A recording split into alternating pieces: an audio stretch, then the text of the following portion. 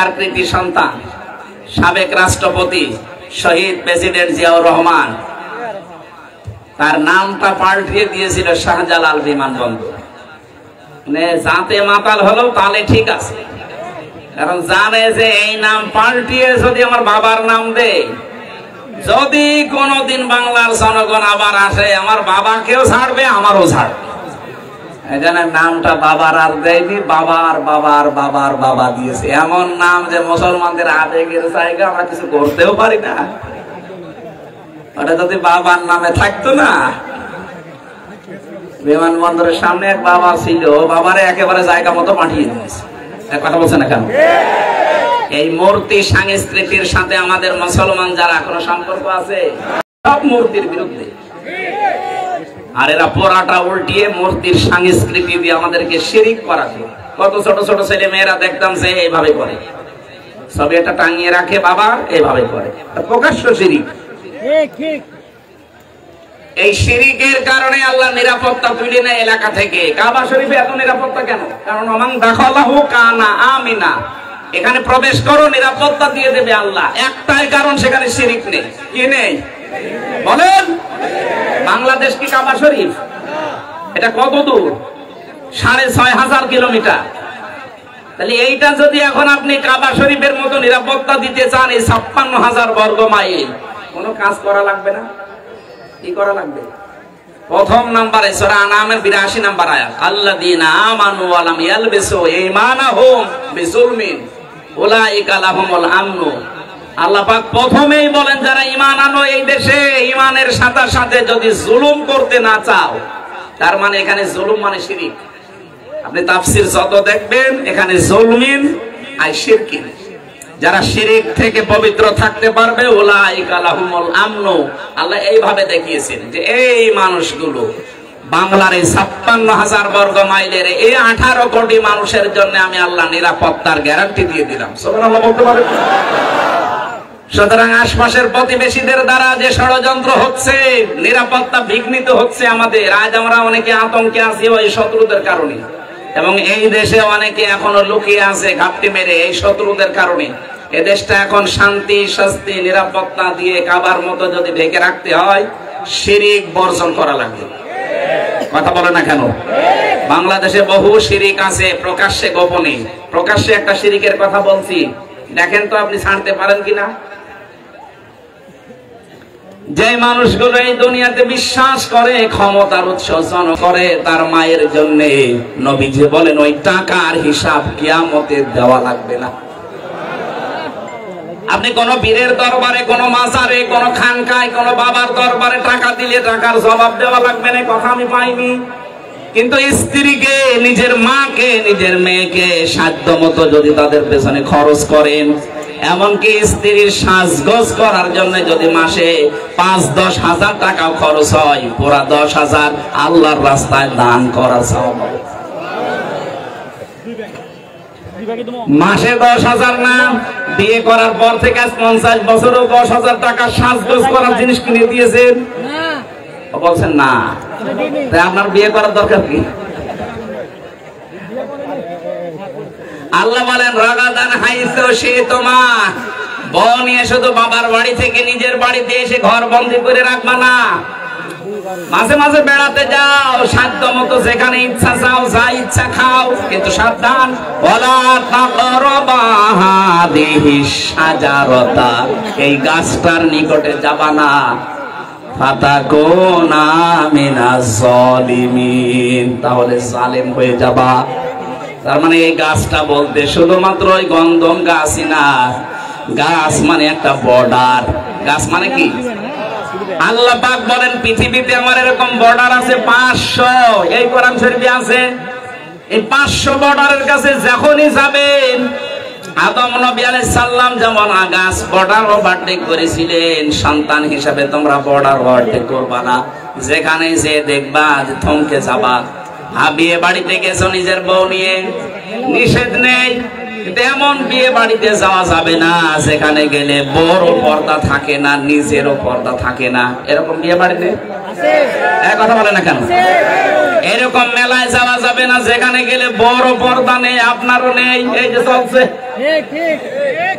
ওয়াজের মাহফিলে, যদি এই মেলায় এই পর্দায় না থাকে, ও ছাতা দেওয়ার দরকার কি? আমি তো শুধু একটা উদাহরণ দিলাম যে বিয়ে বাড়ির আজ হাজারো জায়গা আছে যেখানে গেলে পর্দার মতো বিধান মানা যায় না, জীবন চলে গেলে ওখানে যাওয়া যাবে না, এটা আল্লাহর নিষেধ। যদি এরপরও কেউ সীমা লঙ্ঘন করেন, আল্লাহ পাক বলেন সে আমার কাছে ঘৃণিত, সে জালেম। বলেন নাউজুবিল্লাহ। সম্মানিত মা বোনেরা, যারা বাইরে যেতে চান, দুইটা বিধান আছে পর্দার, একটা রুখসাত, একটা আজিমাত।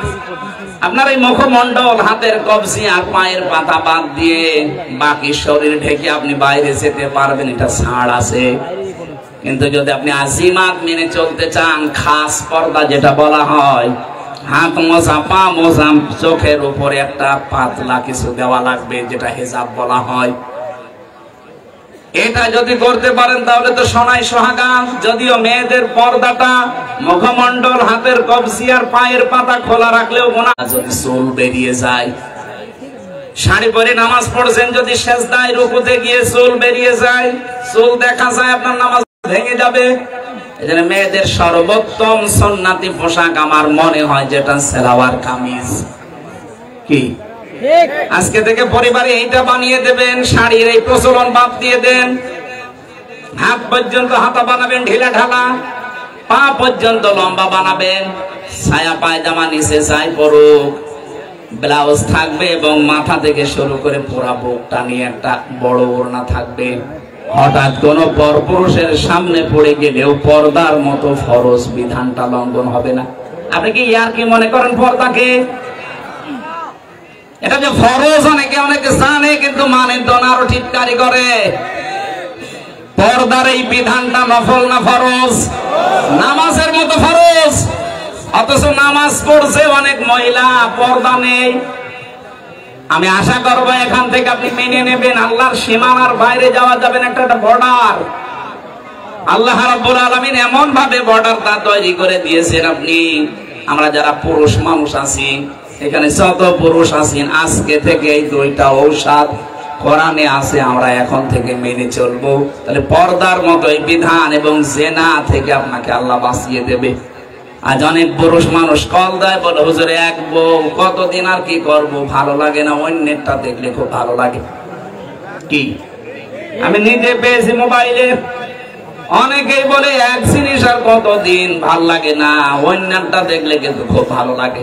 এটার কারণ আছে। সূরা নূর 30 নম্বর আয়াতে আল্লাহ এই কারণটা দিয়েছেন। আপনি যদি এই কথা বলেন যে এক জিনিস 2 বছর হয়ে গেল আর কতদিন কি করবো, আপনার মেয়েটাও তো বলতে পারে যে এক 14 বছর জেল খাটিয়েছে বিনা কারণে, ওদেরকেও আল্লাহ 28 বছর জেল খাটাবে।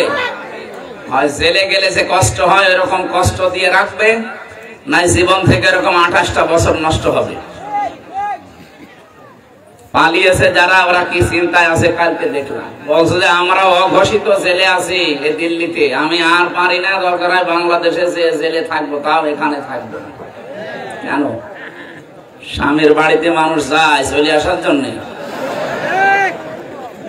লাল কাপড় পরে যারা যায়, সাদা কাপড়ের আগে আর বের হওয়ার কোনো কায়দা নেই। আমরা চাই যে আপনি আসেন, কিন্তু সাদা কাপড় পরে আসবেন, লাল কাপড় পরে আসার আর দরকার নেই। এরপরও যেভাবে আরম্ভ করেছে, এই যে সাংবাদিক নামে কলঙ্ক, মলম বিক্রেতা, হকার রঞ্জন, ময়ূখ রঞ্জন, বলছে যে চট্টগ্রাম আমরা নিয়ে মনে তোর বাবা জিনিস। আরে দাদা, আপনি কি যৌতুক নেব? আর মেয়ে তো পালিয়ে গেছে, যৌতুক কিছু পালানো মেয়ের বিয়েই তো আমরা মানি না। মেয়ের বিয়ে আমরা মানতাম, যার সাথে গেছে ও যদি হাফ হাতা হইতো, ও তো ফুল হাতা। ফুল হাতা না? আর আমরা কি এখানে ফুল হাতা আছে, ওই যে ওইটা আছে, ওই যে ওইটা। তুমি আবার এই হাতা দেখাচ্ছ, আর হাতা নেই তোমার।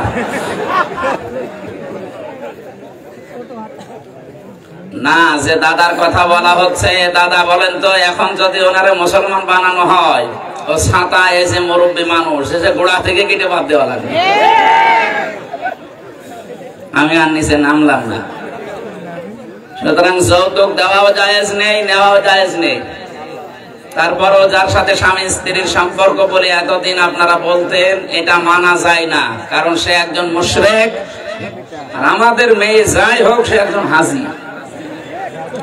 তার চরিত্র একটু ঝামেলা আছে, কিন্তু হাজি তো। কথা বলছে না কেন? কিন্তু মিথ্যা কথা বলে। তাছাড়া বাকি গুলো অন্তত হাজি মানুষের সাথে কোনো ফুল হাতার বিয়ে দেওয়া যায় যাচ্ছে। এটাকে আমি নিজে নিজে বানালাম।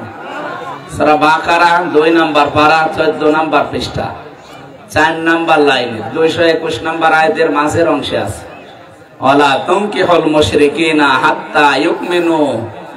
যতক্ষণ মুশরিক পুরুষ মুমিন না হবে, মুমিনা নারীর জন্য তাকে বিয়ে করা কখনো জায়েজ নেই। এই ফতোয়া সরাসরি আল্লাহ। কথা বলে না কেন? আল্লাহর এই ভাষাকে তারা এতদিন পর্যন্ত বড় আঙ্গুল দেখিয়ে নিজেদের ছেলে মেয়েকে পর্যন্ত বিয়ে দিয়েছে, খ্রিস্টান, ইহুদি। আবার বলতো ওরা আহলে কিতাব। এই পৃথিবীতে মুসলমান বাদ দিয়ে যত ধর্মের লোক আছে, আল্লাহর দৃষ্টিতে সবগুলো কাফের। আমি কি এইটাও বানালাম? সূরা আলে ইমরানের 180 নম্বর আয়াতে আছে, وَإِذَا أَخَذَ اللَّهُ مِيثَاقَ النَّبِيِّينَ لَمَا آتَيْتُكُم مِّن كِتَابٍ وَحِكْمَةٍ ثُمَّ جَاءَكُمْ رَسُولٌ مُصَدِّقٌ لِّمَا مَعَكُمْ لَتُؤْمِنُنَّ بِهِ وَلَتَنصُرُنَّهُ إِلَى آخِرِ آيَةٍ। সূরা আলে ইমরানের 3 নম্বর পারা 19 নম্বর পৃষ্ঠার 9 নম্বর লাইনে আছে, রব্বুল আলামিন বলেন, যত নবী আমি পাঠিয়েছি দুনিয়ায়, প্রতিটি নবীর কাছে এই অঙ্গীকার নিয়েছিলাম যে তোমাদের সাথে যে কিতাব আমি দিলাম, যে হিকমত তোমাদেরকে দিয়েছি, তোমাদের পরবর্তীতে একজন রাসূল আসবে, সে তোমাদের এইগুলো স্বীকৃতি দেবে। সুতরাং তোমাদের জামানায় যদি কেউ তাকে পেয়ে যায়, লা তুমিনুন্না বিহি ওয়ালা তানসুরুন্না। লামে তাকিদ নুনে সাকিলা। এত শক্ত শব্দ আল্লাহ দিয়েছেন, কিয়ামত পর্যন্ত আয়াতটা কোরআনে থাকবে। কিয়ামত পর্যন্ত যদি মুসা নবীও আসে, হযরত ঈসা নবীও আসে, তাদের আর নবী হয়ে আসার সুযোগ নেই, তারা হবে মুহাম্মদুর রাসূলুল্লাহর উম্মত। আর ওই জামানায় যদি নবীজি চলে আসতেন, অবশ্যই তার প্রতি ঈমান আনা এবং তাকে সাহায্য করা। তোমরা কি এই কথা মেনে নিলে? যত নবী আল্লাহ দুনিয়ায় পাঠালেন, প্রতিটি নবী বলেছে ক্বালু আকরারনা, আমরা মেনে নিয়েছি। সুতরাং এই আয়াত অনুযায়ী প্রমাণ হয়, পৃথিবীতে বিশ্ব নবীর নবুয়ত যেদিন তিনি পেয়েছেন, ওই দিন থেকে শুরু করে যতদিন এই দুনিয়া ধ্বংস না হবে, ততদিন যারাই আছে অন্য ধর্মের নাম নিয়ে তারা কাফের।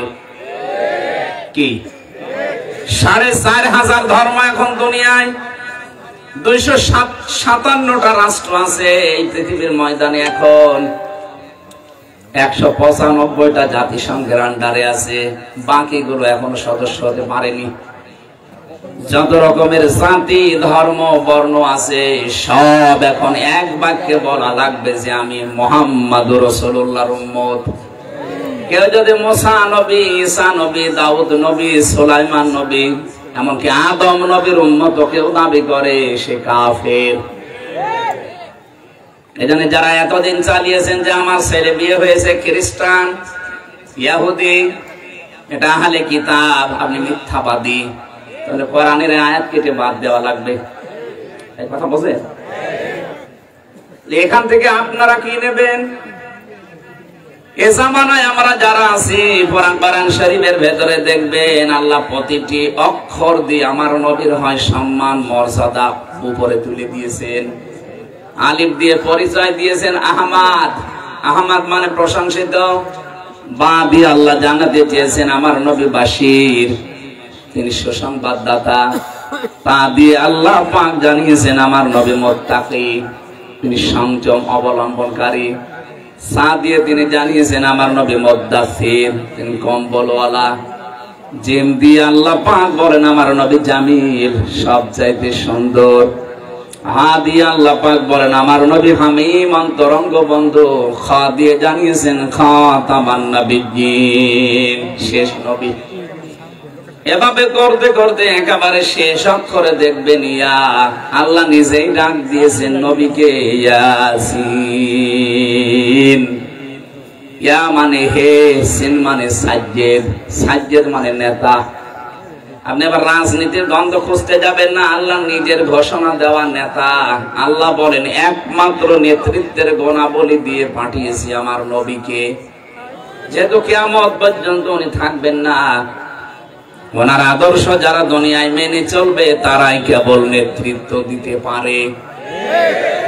তাহলে ইয়াসিন এই শব্দ দ্বারা ব্যাখ্যায় পাওয়া যায় কিয়ামত পর্যন্ত নবী থাকবেন না ঠিক, কিন্তু তারা আদর্শ যারা মানবে তারা নেতা হওয়ার কোয়ালিটি পাবে। নবীজির আদর্শ যাদের ভেতরে ও নেতা হতেও পারবে না, কারণ এটা গুরুত্বপূর্ণ একটা পাঠ। আপনি নবীর আদর্শ না পেলে, জনগণের দায়িত্ব পেলে আপনি ঠিক থাকতে পারবেন না। বিশ্ব নবী যেদিন হিজরত করবেন, হযরতে আলী রাদিয়াল্লাহু তাআলা আনহুকে ডাক দিলেন, আলী, আল্লাহর আদেশ এসেছে আমি এই মুহূর্তে চলে যাব, কিন্তু ওই যে টোপলাগুলো দেখতে পাও ঘরের ভেতরে, এগুলো সব ওই কাফেরদের। তারা নিজেদের নেতাকে, বাবাকে, মাকে বিশ্বাস করে না, এগুলো আমার কাছে রেখে গেছে আল আমিন, আস-সাদিক এই নামের কারণে। ওরা আমাকে আমানতদার ভাবে। নিজেদের বউকে বিশ্বাস করে না, নিজের মাকে বিশ্বাস করে না। দেখো আমার ঘরের ভেতরে টোপলা বেঁধে নাম লিখে লিখে গেছে, আমি তো চলে যাব। এগুলো যদি নিয়ে চলে যাই তাহলে আমার আল আমিন নামের কলঙ্ক হবে। টের পাচ্ছেন কি বলছি? এগুলো আমার আল আমিন নামের কলঙ্ক হয়ে যাবে। তোমাকে আমি আদেশ দিয়ে গেলাম 3 দিন পরে তুমি আমার সাথে মদিনায় দেখা করবা। এই 3 দিনের ভেতরে সকালে এসে যখন ওরা আমাকে না পাবে, আমার বিছানায় তোমারে পাবে। যখনই পাবে এক কাজ করবা, নাম লেখা দেখে দেখে তার হাতে মালটা পৌঁছিয়ে দেবে। এটা আমানতের দায়িত্ব। যদি কেউ পালন না করে সে কিন্তু মুনাফিক হয়ে মরবে। বাংলাদেশে যারা দায়িত্বে থাকে, বিশেষ করে যারা নেতা বলে দাবি করে, এরা যদি এই সেন্স নিয়ে চলতো, আল্লাহর কসম মাওলানা মতিউর রহমান নিজামী, আলী হাসান মুজাহিদের মতো সায়রানা দুর্নীতি পাওয়া যেত না। এক একজনের ফেরেশতা দেখতে পাচ্ছেন, দরবেশের মতো মানুষ ৩৬,০০০ কোটি টাকা জবাই করা দরকার। শয়তান দাড়ি টোপের বদনাম করে ফেলেছে। সারা দুনিয়ার মানুষেরা দেখতে মনে করতো যে কি দরবেশ, নামই পাল্টিয়ে গিয়েছিল। এদেশে ওর নাম যে সালমান এফ রহমান, অনেকে জানতোই না, নাম বললে চিনতো দরবেশ। কাজটা করলো কি? এর মতো চোর এই পৃথিবীতে আছে বলে আমার মনে হয় না। চিন্তা করেন তো, ৩৬,০০০ কোটি। পদ্মা সেতু বানানোর পরে আরো ৪,০০০ কোটি টাকা দেরি থাকবে, এত টাকাও আত্মসাৎ করবে। দেশটা ফকলা বানিয়ে ফেলেছে এই শয়তানগুলো।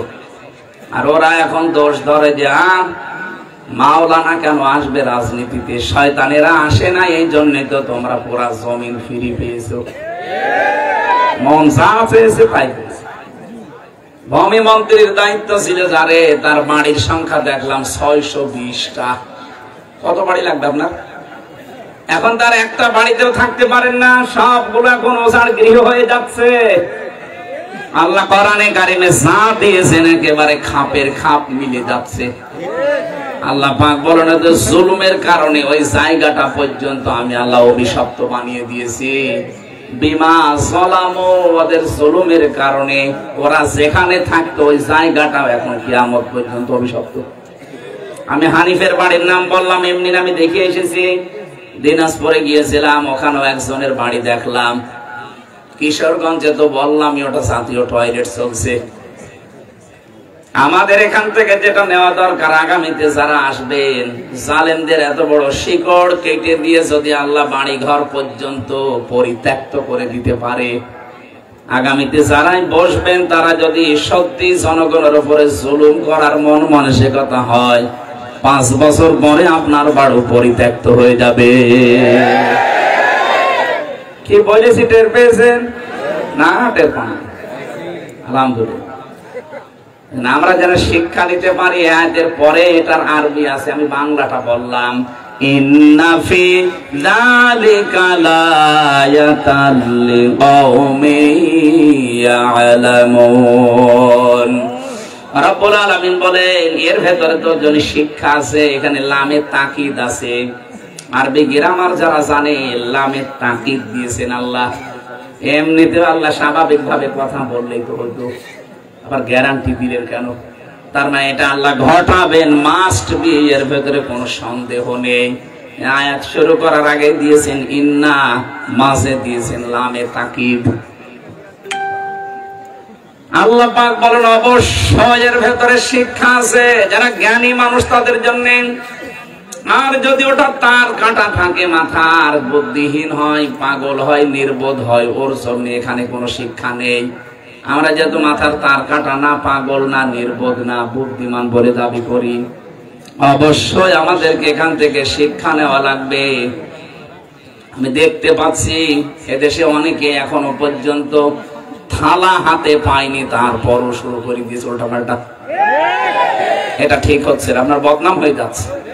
আপনার কারণে দলের বদনাম হচ্ছে। নারায়ণগঞ্জের বন্দরে আজকে সকালে একটা ভিডিও ভাইরাল করে দিয়েছে, আমি নাম নিলাম না, ওই দলের একজন নেতা আছে প্রকাশ্যে সাদাবাজি করছে। কি হয়েছে আপনার? ওই পর্যন্ত যখন যাবে তারেক জিয়া পর্যন্ত পেছনে লাথি দিয়ে একেবারে দল থেকে বহিষ্কার করে দেবে। আপনার মতো আগাছার জন্য বিএনপির মতো এত বড় দলের বদনাম উনি জীবনও মেনে নেবে না। 5 তারিখের পর থেকে অহরহ ভিডিও বার্তা পাঠাচ্ছে যে আপনারা কোনো ঝামেলায় জড়াবেন না, সাদাবাজি তো দূরের কথা, মানুষের দিকে চোখ তুলেও তাকাবেন না। আর আপনি কি শুরু করছেন? সারা দেশে দেখছে উল্টাপাল্টা শুরু হয়েছে। আপনার চাইতে অত্যাচারিত আমরা কম হয়েছি। এখনো পর্যন্ত তো কাদা লাগে না এদের গায়ে যে এরা সাদাবাজি করেছে। আপনি বলেন তো কোন কারণে এগুলো আরম্ভ করেছেন? সারা বিশ্বের মিডিয়া এখন এই সমস্ত শয়তানগুলো যারা আছে ওরা তো বসে নেই, ওরা নিজেরা ষড়যন্ত্র করে হয়নি, তখন ওরা হিন্দুদেরকে কাজে লাগাচ্ছে। আজকেও পঞ্চগড়ে এবং মাগুরায় এই 2টা জেলার মানুষ গেছে চিকিৎসা করার জন্য। ওরা ওদেরকে টাকা পয়সা খাওয়িয়ে বলছে বলো এই কথা আছে, আমরা বাংলাদেশে টিকতে পারলাম না, চলে আসলাম। ওরা বলছে আমরা চিকিৎসার জন্য এসেছি। ওই যে মরণ সাংবাদিক, ওর খালি চুলকায়। আমার মনে হয় রে বাংলাদেশে হিজরাতের ভেতরে দিয়ে দেওয়া হবে, কামড়িয়ে খাবে ও। শয়তান তো টের পাই। চট্টগ্রাম নিয়ে নেবে, চট্টগ্রাম নিলে আমরা কি বসে আছি? এদের 1 ইঞ্চি না 1/2 ইঞ্চি মাটি যদি কেউ নিতে চায়, 18 কোটি মানুষ যদি জীবন দেওয়া লাগে, 36 কোটি দাদা নিয়ে জীবন দেবে। কথা বলুন। পৃথিবীর একমাত্র দেশ 257টা দেশের ভেতরে আজকে সকালে দেখলাম তাম পৃথিবীর একমাত্র দেশ যেখানে সাম্প্রদায়িক সম্প্রীতি সবচাইতে বেশি, সেটা বাংলাদেশ। এটা নষ্ট করার জন্য ওরা উঠে পড়ে লেগেছে, এতদিনও চেষ্টা চালিয়েছে, পারে নাই।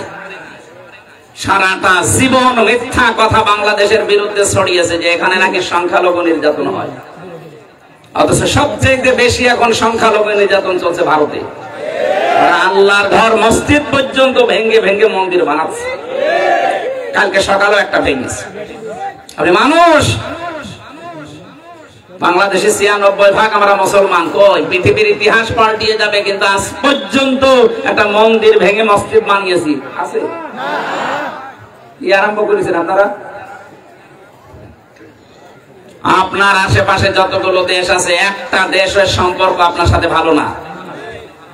ভারতের পাকিস্তানের বর্ডার ওরা মার খায়, চীনের বর্ডারে মার খায়, নেপালের বর্ডারে মার খায়, আফগানের সাথে একটা চিকন বর্ডার আছে ওখানেও মার খায়, ভুটানের বর্ডারে মার খায়, মায়ানমারে মার খায়। এতদিন এই লেজুড় বৃত্তির কারণে আমাদেরকেও মারত, এখন তো আর সাহস পাচ্ছে না।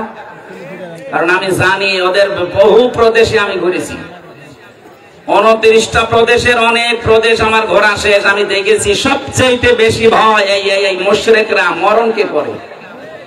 এত ভয় মরণের ওদের। কোরআনে কারিমে আল্লাহ দিয়েছে, ওয়ালা তাজিদান্নাহুম আহরাসান নাস আলা হায়াতি ওয়া মিনাল্লাযিনা আশরাকু। হে নবী, অবশ্যই আপনি দেখতে পাবেন জীবনের প্রতি সবচেয়ে বেশি মায়া মুশরিকদের। এজন্য ওদেরকে যদি কোনো কায়দায় এই মরে যাবে, কিন্তু ও আপনাকে বাপ বলবে না, বাপের বাপ বলবে। খালি এই যে চাওয়া বন্ধ করে দিয়েছে, একটু মরণের ছোঁয়া পেয়েছে, এখন বলছে আমরা তো নেশা বন্ধ করিনি। গতকালকে ট্রাম্প যে সিদ্ধান্ত নিয়েছে, যদি বাস্তবায়ন জানুয়ারির 20 তারিখে শপথ নেওয়ার পরে করে, মোদির মাথায় আগুন ধরে যাবে। 16 লাখ ভারতীয়কে আমেরিকা থেকে ফেরত পাঠিয়ে দেবে। টের পাচ্ছেন? এদিকে বাংলার বিভিন্ন বর্ডারে ওদের পেঁয়াজ আলু সব পচা আরম্ভ হয়ে গেছে। আহ্বান জানাবো, এই দেশে যারা দায়িত্বে এখন আছেন, দরকার হয় বাংলার 18 কোটি মানুষের কাছে 2 টাকা 5 টাকা করে কালেকশন করেন। এই টাকা দিয়ে বাংলার 8টা বিভাগে আন্তর্জাতিক মানের হাসপাতাল বানান। ওদের দেশে যাওয়ার কোনো দরকার নেই। ব্যবসা বাণিজ্য যা আছে সব পাকিস্তানের সাথে, চীনের সাথে, তুরস্কের সাথে আরম্ভ করেন। আশপাশের যতগুলো দেশ সবগুলো যদি ভারত ছাড়া চলতে পারে, বাংলাদেশ চলবে, কোনো ব্যাপার না। 2 দিন পরে দেখবেন খালু, বাপ, চাচা যা আছে দোলাভাই পর্যন্ত ডাকবে। আমি মিশে দেখেছি তো, এই জন্য বললাম। আর কোরআনেও আছে ওইটা, সূরা বাকারায়। প্রতিবেশী একটা পেয়েছি, কপাল খারাপ আমাদের, একটা জঘন্য চরিত্রের প্রতিবেশী এরা, মানুষ নামে কলঙ্ক। এতদিন চেষ্টা চালিয়ে পারে নাই, এখন আবার উস্কানি দিচ্ছে হিন্দুদেরকে বিভিন্ন কায়দায়। সম্মানিত হিন্দু ভাই এবং বোনেরা, কোন উস্কানিতে পা দেওয়া যাবে না, তাহলে কিন্তু গোপালগঞ্জের মতো পেছনে লাল হয়ে যাবে। দেখেছেন ওদের পেছনে অবস্থা? এমন পিটানো পিটিয়েছিল আর্মিতে। ওই কয়েকদিন শুনলাম গোপালগঞ্জ থেকে ঢাকা আসলে, বসে আসলে 300 টাকা, দাঁড়িয়ে আসলে 1000 টাকা। আর আপনার তো বগুড়ার মানুষ, টার্গেট ছিল বাংলাদেশে যাদের উপরে, তারা এই বগুড়ার একজন। এই কথা বলেন না কেন? জালেমদের যতগুলো জেলা টার্গেট ছিল, তার ভেতরে 1 নম্বরে ছিল সাতক্ষীরা, 2 নম্বরে চাপাই নবাবগঞ্জ, 3 নম্বরে বগুড়া। কারণ আমি রিমান্ডে এগুলো শুনতাম, ওই শয়তানরা বলতো যে এই জেলাগুলো আমরা রাখবো। বুলডোজার দিয়ে বাড়ি ঘর সব সাতক্ষীরা, চাপাই নবাবগঞ্জের শিবগঞ্জ, কানসাটে যান সব ভেঙে দিয়েছে। আল্লাহ আবার তাদেরকে মাজা খাড়া করে দিয়েছেন, দাঁড়াচ্ছে তারা। কিন্তু জালেমরা কই, ওদের বাড়ি ঘরের এখন নিশ্চিহ্ন। পরিচয় দেবে যে আমি এই বাড়ির মালিক, সেই অবস্থা এখন আর নেই। আমরা আর যাই করি ভাই, আমরা যেন জুলুম না করি। আমি হাতে পায়ে ধরে বলছি, আপনারা থামেন। এইগুলো সব রেকর্ড হয়ে সারা বিশ্বে যায় আপনার এই কর্মকাণ্ড গুলো। তখন বিশ্বের মোড়ল যারা, তারা একটু সুযোগ পায়। র্যাবের যে ডিসি এখন প্রধান দায়িত্বে আছে, উনি কয়েকদিন আগে ঘোষণা দিয়েছে, এতদিন পর্যন্ত যে জঙ্গির নাটক সাজিয়েছিল একটাও সত্য না, সবগুলো ওই মনিরুলের নাটক, ওই আসাদের নাটক এগুলো। আর আমি নিজে তো দেখে এসেছি মাঠের নিচে, সবগুলো নাটক। একটা মানুষকে নিয়ে যে 2 বছর 5 বছর 7 বছর রেখে দেয়, এত বড় বড় নখ হয়ে যায়। চোখ দাঁড়ি গোপ যখন একেবারে সেরকম মনে হচ্ছে বন জঙ্গল থেকে বেরিয়ে আসে, কপাল ভালো থাকলে ভাই ফেরত দেয়, আর কপালে যদি আর হায়াত না থাকে, তখন হঠাৎ একদিন রাতের বেলা এসে বলে, ওই রেডি হ। কি রেডি? কি তার মানে ক্রস দেবে। আমার সামনের ঘটনা, এই যে মোশতাকুর নবী সাহেব বলছিলেন যে আমার একদিন হঠাৎ করে ভাবে এসে বলে, রেডি হন। কি রেডি? কি হবো? মানে আপনাকে নিয়ে যাবো। চোখ মুখ বেঁধে সারা রাত খালি ঘোরায়। কোথায় নিয়ে যাচ্ছে আমি তো আর টের পাচ্ছি না। হঠাৎ রাত 11টা-12টার দিকে গাজীপুরের ওই জঙ্গলে নিয়ে বলে, যা ছেড়ে দিলাম। যেই দৌড় দেবে গুলি করে মেরে বলবে যে আমরা ক্রস ফায়ারে মরে গেছি। এই চলছিল জঙ্গির নামে নাটক। আল্লাহ মনে হচ্ছে পুরাটা উল্টি এখন ওদের বিরুদ্ধে দিয়েছে, কারণ ওরা এখন নিষিদ্ধ। কালকেও তাবলীগ জামাতের যে 4 জনকে হত্যা করেছে, তদন্ত আসতেছে নাকি ছাত্রলীগের জবাই করেছে। যদি সত্যি হয় নিষিদ্ধ সংগঠনের এত সাহস আসে কোত্থেকে? পথে ঘাটে যদি এরকম কিছু পান, ওদেরকেও আমার মনে হয় এভাবে ঠিক জবাই করা দরকার। থামবে না, আল্লাহ এরকম কথাই আজকে দিয়েছে। সূরা বাকারা 190 নম্বর আয়াত। আল্লাহ বলেন কাতিলু, হত্যা করো। তুমি একজন করবা তা না, কাতিলু বহু বচন, তোমরা সবাই হত্যা করবা। ফি সাবিলিল্লাহ, আল্লাহর রাস্তায়। আল্লাযীনা ইউকাতিলুনাকুম, যেমন করে ওরা তোমাদেরকে হত্যা করেছিল বা করে। ফাতাদু, কিন্তু সীমা লঙ্ঘন করবা না। ইন্নাল্লাহা লা ইউহিব্বুল মুতাদিন, এই পৃথিবীতে সবচাইতে বেশি আল্লাহ ঘৃণা করে যারা সীমা লঙ্ঘন করে, এদের পছন্দই করে না। আমার আজকের আলোচনার ভেতরে 7টা পয়েন্ট আছে, কোরআন শরীফ থেকে সাজিয়েছি। এ দুনিয়ায় যত মানুষ এখন আছে প্রায় 810 কোটির উপরে আমরা মানুষ আছি। সবচাইতে বেশি ঘৃণা আল্লাহ পাক 7 প্রকার মানুষকে করে। আমরা যদি দেখি যে এর ভেতরে আমরা আছি, এই মুহূর্তে আমরা থেমে যাব। কি কথা বলে না কেন? যদি দেখেন যে 7 প্রকারের কোন এক রাস্তায় আপনি আছেন, সঙ্গে সঙ্গে গতি থামিয়ে দেবেন, ওখান থেকে ফিরে আসবেন, নয়তো আপনার জন্য জান্নাত হারাম হয়ে যাবে, জাহান্নাম ওয়াজিব হয়ে যাবে। আল্লাহ যদি ভালো না বাসে জান্নাতে দেবে? কথা বলে না কেন? এজন্য আল্লাহর কাছে ঘৃণিত যে 7 প্রকার মানুষ, তার প্রথম প্রকার হচ্ছে যারা সীমা লঙ্ঘন করে। যুগে যুগে বহু জাতিকে আল্লাহ শুধু ধ্বংসই করে দিয়েছে সীমা লঙ্ঘন করার কারণে। তাহলে প্রথম শব্দ আয়াতের কি বললাম? আকাতিলু, তোমরা কতল করো, লড়াই করো, সংগ্রাম করো। কতালা শব্দটা আল্লাহ সরাসরি দিয়েছেন। শব্দ শুনেই মনে হচ্ছে আল্লাহ মনে হয় মারামারি, হত্যা, কতল করার পক্ষে নাকি? আল্লাহকে মারামারি কতল করার পক্ষে? পক্ষে, কিন্তু কিভাবে? শান্ত করার জন্য। ছাত্রলীগ যদি সত্যি এই 4 জন মানুষকে হত্যা করে থাকে, তা হত্যা না, জবাই করেছে সরাসরি। এটা যদি সত্যি করে থাকেন, বলেন তো এদের ঠান্ডা করার জন্য সোনা মতো দোয়া দূর করে হবে? যা করেছে ওইটা উল্টিয়ে করা লাগবে। এই জন্য কোরআনে কারিমে এরকম ড্রস মাঝে মাঝে আল্লাহ দিয়েছেন। ওই ড্রসে ওই ফোর্সে কথা বলতে গেলে কিছু মানুষের গায়ে লাগা, এত উগ্রবাদী কথা বলছে। আরে উগ্র না, ওরা যেমন যেমন কুকুর তেমন মুকুর দেওয়া। ওরা 4 জন মানুষকে সরাসরি জবাই করে ফেললো, আর আপনি বলছেন আস্তাগফিরুল্লাহ, ইন্না লিল্লাহ। এটা কাজ হয়? আল্লাহ যেটা দিয়েছে ওইটা করেন। কুতিবা আলাইকুমুল কিসাস, ওদের উপরে কিসাসের বিধান যদি এখন সত্যি আমরা জারি করতে পারতাম, আগামী কিয়ামত পর্যন্ত এই দেশে কোনো অবৈধ হত্যা হতো না। 2732 জন মানুষ শুধু ক্ষমতার চেয়ারে অবৈধভাবে বসে থাকার জন্য আপনি এতগুলো মানুষ হত্যা করলেন। 2008 থেকে 24 পর্যন্ত নির্বাচনের নামে প্রহসন করে যারা এমপি, মন্ত্রী, উপজেলা চেয়ারম্যান এবং মেয়র এই নামে যারা ডাকতেন, তাদেরকে উপজেলা চেয়ারম্যান, মেয়র, বিশেষ করে এমপি, মন্ত্রী বলা জায়েজ নেই, কারণ আমরা আপনাকে ভোট দেই। আমি নিজেরটাই তো বলছি, আমার 33 বছর বয়স। 18 বছর থেকে শুরু করলে আমি 3 বার ভোট দিতে পারি, একবারও পারি না। এক কথা বলছেন না কেন? আপনি পেরেছেন?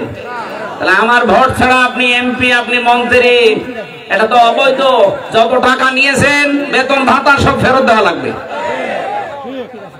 পেপারে, পোস্টারে কোন জায়গায় সাবেক এমপি, সাবেক মন্ত্রী লিখতে পারবেন না।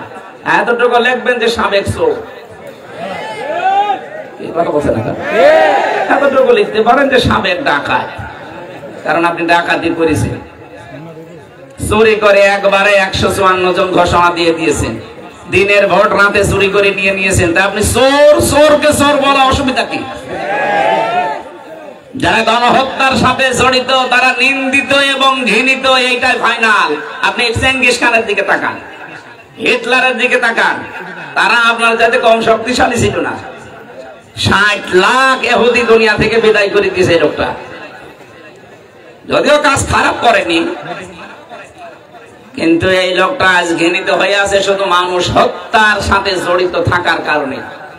2732 জন তো সরকারি হিসাব, বেসরকারি এই 15.5 বছরে যত মানুষের সাথে আপনার নাম জড়িত, আপনি বলেন আপনার নামটা যুগের আবর্তনে কিছুদিন পরে দেখবেন গালি হিসাবে এই হিটলারের মতো, চেঙ্গিস খানের মতো ব্যবহার হবে। মানুষ শুনলেই শুধু গালি দেবে। এতদিনও মানুষ গালি দিয়েছে কিন্তু প্রকাশ্যে দিতে পারেনি, গোপনে।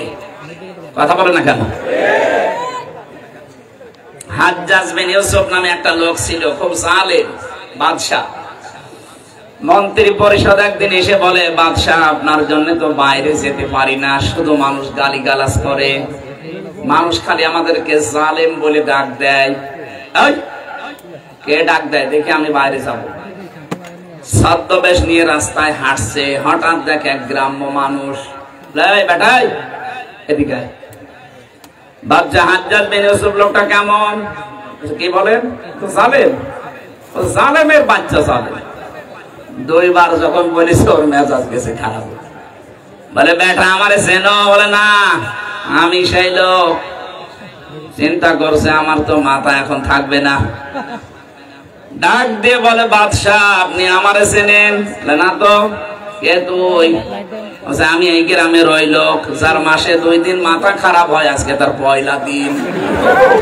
তুই পাগল? মাসে 2 দিন মাথা খারাপ হয়, আজকে পয়লা দিন, তার মানে আর একদিন হবে। এর মতো পাগলের সাথে কথা বলে লাভ নেই। পাগল বলে ওই দিন বেশি গিয়েছি। এই কথা বলে না কেন? আমরা এই 15.5 বছরে পাগল বলেই বেশি আছি। নাই তো সে স্টিম রোলার গেল, বেঁচে থাকার কথা। আপনি কিছু টের পাচ্ছেন?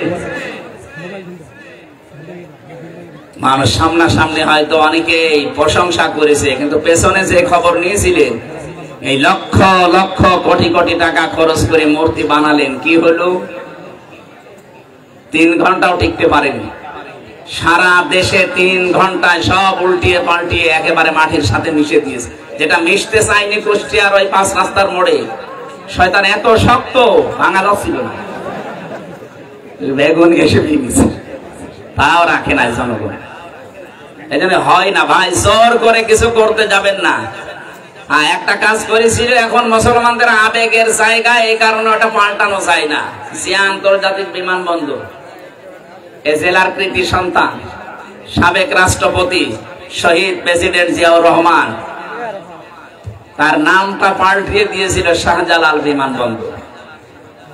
যাতে মাতাল হলো তাহলে ঠিক আছে, কারণ জানে যে এই নাম পাল্টিয়ে যদি আমার বাবার নাম দেয়, যদি কোনদিন বাংলার জনগণ আবার আসে, আমার বাবাকেও ছাড়বে, আমারও ছাড়বে। এই জন্য নামটা বাবার আর দেয়নি, বাবার বাবার বাবার বাবা দিয়েছে। এমন নাম যে মুসলমানদের আবেগের জায়গা, আমরা কিছু করতেও পারি না। ওটা যদি বাবার নামে থাকতো না। বিমানবন্দরের সামনে এক বাবা ছিল, বাবারে একেবারে জায়গা মতো পাঠিয়ে দিয়েছে।